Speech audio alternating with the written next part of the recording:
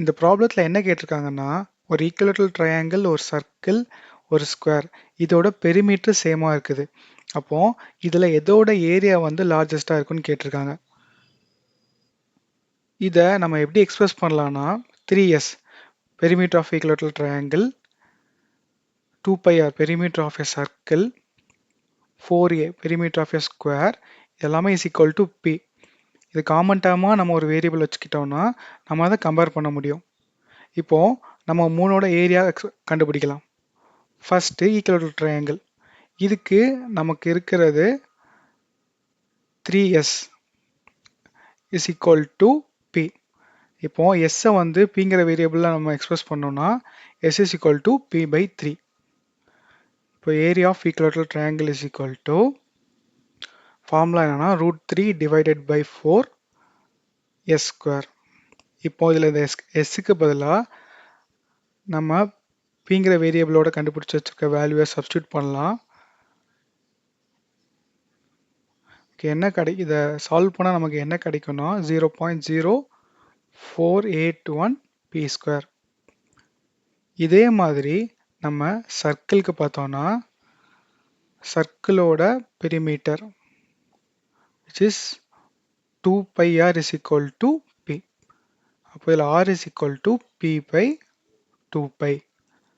இப்போ இதோட ஏரியா பார்த்தோம்னா area is equal to πr square. இதில் ஆர்க்கு பதிலாக p by 2π சப்ஸ்டியூட் பண்ணலாம். p ஸ்கொயர் by 4 π ஸ்கொயர் வரும், பை கேன்சல் ஆயிரும், which is 1 by 4π p square. 1 by 4π value பார்த்தோம்னா 0.0796 p square.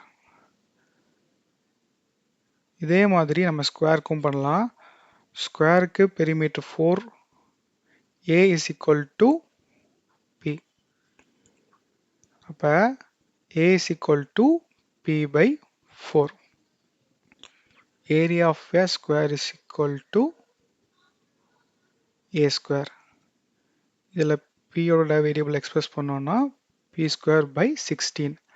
1 by 16 is equal to 0.0625 p square. இப்போ மூணுலேயுமே p ஸ்கொயருங்கிற variable சேமாக இருக்குது. அப்போ நம்ம டேரெக்டாகவே நம்ம வேல்யூஸ் கம்பேர் பண்ணலாம். இதில் ஹையஸ்ட்டாக இருக்கிறது 0.0796, அதுக்கப்புறம் 0.0625, தென் 0.0481.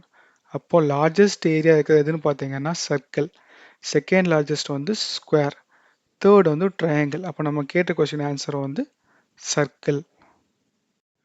இதே போல் ப்ராப்ளம் சால்வ் பண்ணுறது உங்களுக்கு பிடிச்சிருந்தா லைக் பண்ணுங்கள். நீங்கள் இந்த ப்ராப்ளத்தை எப்படி சால்வ் பண்ணீங்கிறத கமெண்ட் பண்ணுங்கள். இதே போல் நிறைய வீடியோஸ் பார்க்குறதுக்கு சேனலை சப்ஸ்கிரைப் பண்ணுங்கள்.